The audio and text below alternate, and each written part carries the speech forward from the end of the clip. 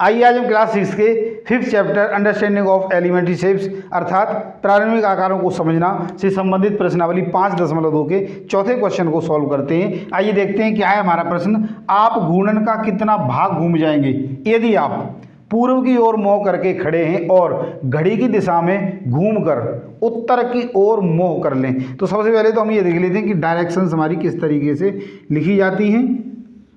यहाँ पर हम ले लेते हैं पूर्व, तो यहाँ क्या होगा पश्चिम, और यहाँ क्या होगा उत्तर, और ये होगा दक्षिण। ये हमारी 4 डायरेक्शन हो गई, पूर्व, पश्चिम, उत्तर, दक्षिण। अब हम देखते हैं कि इनको हमने कितने भागों में, देखो 1 2 3 4 भागों में बांटा है, अर्थात ये क्या हो जाएगा 1/4, ये भी 1/4, ये भी 1/4 और ये भी 1/4। और कंप्लीट रिवॉल्यूशन जो होगा वो कितना होगा 360 डिग्री। तो हम जो एंगल है उसकी सहायता से भी समझेंगे और भिन्नों की सहायता से भी समझेंगे। तो पहला जो पार्ट है उसको हम सॉल्व करते हैं। क्या कहा है कि आप पूर्व की ओर मुंह करके खड़े हैं, यानी इधर आपका मुंह है और घड़ी की दिशा में, घड़ी की दिशा क्या है, इस तरीके से घूमोगे, घड़ी की दिशा है ऐसे घूमेगे तो क्या होगा एंटी क्लॉक, यानी घड़ी की विपरीत दिशा। घूमकर उत्तर की ओर मुंह कर लेते हैं, यानी आप यहाँ पर मुंह करके खड़े हो, यहाँ आ गए 1/4 घूम गए, दक्षिण में आ गए, फिर आप यहाँ से चले यहाँ आ गए, पश्चिम में आ गए, फिर आप यहाँ से चले यहाँ आ गए, यानी उत्तर में आ गए। और यही पूछा गया है कि आप घूमकर उत्तर की ओर मुंह कर लो।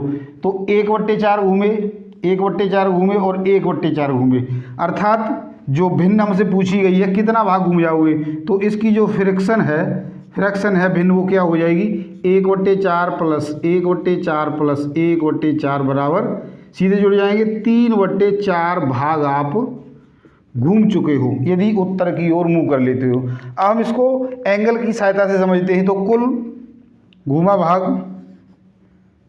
घूमा गया भाग, टोटल एंगल 360, यानी कंप्लीट रिवॉल्यूशन कितना है 360 का है। हमने कितना घूमा है देखो 90 और ये 90 और ये 90, यानी 90 प्लस 90 180 और प्लस 90 270। तो ये कितना हो गया 270। इसको हम सॉल्व कर देंगे। तो 9 तिये 27 और 9 चौके 36 कितना आ जाएगा 3/4 भाग। यानी हम भिन्नों की सहायता से भी कर सकते हैं और एंगल की सहायता से भी कर सकते हैं। अगला पार्ट देखते हैं। बी पार्ट है दक्षिण की ओर मुंह करके खड़े हो और घड़ी की दिशा में घूमकर पूर्व की ओर आ जाओ। फिर वही मान लीजिएगा ये पूर्व है, ये पश्चिम है और ये उत्तर और ये दक्षिण उसी की तरह है। अब इसमें क्या कहा गया है कि दक्षिण की ओर मुंह करके खड़े हो, अर्थात अब की बार यहाँ पर आपका मुंह है, इधर साइड में आप देख रहे हो और घड़ी की दिशा में, यानी घूमना हमने फिर उसी की तरह है। तो ये 1/4 होगा, ये 1/4 होगा, ये 1/4 होगा और ये 1/4 होगा, यानी 4 भाग किए हैं। तो इसके 1/4 1/4 1/4 हो गए। घड़ी की दिशा में घूमकर आप पूर्व की ओर मुंह कर लेते हो, यानी दक्षिण से पूर्व घड़ी की दिशा में घूम रहे हो तो यहाँ आओगे 1/4 घूम गए, फिर यहाँ आओगे, फिर 1/4 घूम गए और फिर यहाँ आओगे, यानी पूर्व की ओर मुंह कर लिया। तो कुल कितने भाग घूम गए, घूमा गया भाग, बी पार्ट का घूमा गया भाग। तो देखो यहाँ से 1/4 घूमे हो, प्लस फिर 1/4 घूमे हो, प्लस फिर 1/4 घूमे हो, इनको जोड़ दो, एलसीएम इसका 4 हो गया और सारे 1 जमा में 1 जमा में 1, अर्थात 3/4 भाग आप घूम चुके हो, यानी यही क्या हो जाएगी इसकी भिन्न हो जाएगी। अब हम देखो एंगल की सहायता से फिर समझ लेते हैं उसी की तरह। कंप्लीट एंगल कितना है 360, यानी कंप्लीट रिवॉल्यूशन 360 है। और कितना घूमे 90 90 90, यानी 90 90 और 90 270 हो गया। तो कितना हो गया फिर उसी की तरह 9 तिये 27 और 9 चौके 36, अर्थात 3/4 भाग या भिन्न आप इसमें भी घूम चुके हो। अगला पार्ट है सी पार्ट में पूछा गया है पश्चिम की ओर मुंह करके खड़े हो और घड़ी की दिशा में घूमकर अब पूर्व की ओर मुंह कर लेते हो। तो वही डायरेक्शन से हमारी अभी पीछे की थी, यहाँ पर है पूर्व, यहाँ पश्चिम, यहाँ पर उत्तर और यहाँ पर है दक्षिण।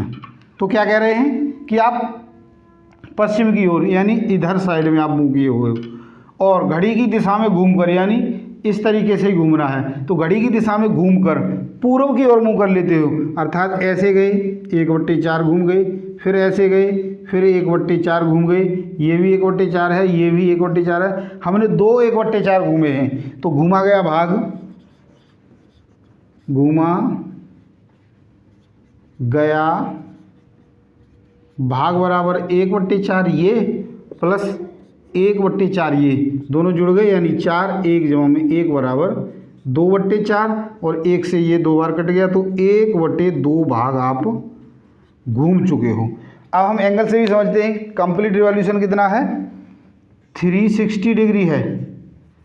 360 डिग्री घूमे कितने हैं? 90 + 90 यानी 180 घूमे हैं। तो 18 दूनी 36 अर्थात 1/2 भाग घूमे हैं। तो हमने एंगल और बिन दोनों की सहायता से हमने चौथे प्रश्न के तीनों भागों को समझ लिया।